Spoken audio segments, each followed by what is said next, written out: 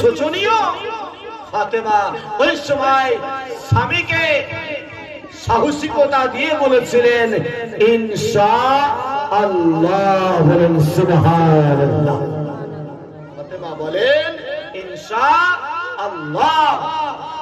এই সমস্ত খাবারের আয়োজিত ব্যবস্থাপনা আমার আল্লাহ করে দেবেন, বলেন সুবহানাল্লাহ।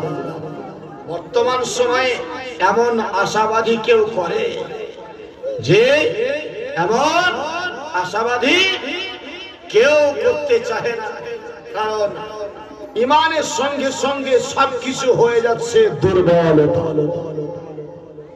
জানাজা ফরজি কিফায়া,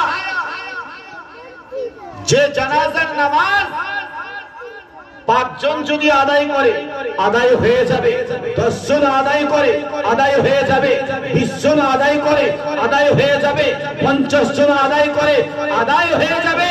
একে বলা হয় জানাজা ফরজে কিফায়া।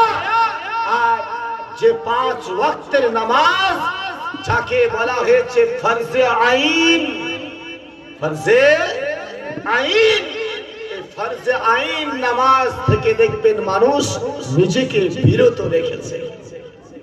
জানাজা ইন্তেকাল হলে হাজার হাজার মানুষ ঘন্টার মধ্যে দেখবেন এক জায়গায় একত্রিত হয়ে যাবে, যেই নামাজটি 5 জন আদায় করে নিলে হয়ে যাবে, কোনো সমস্যা নেই।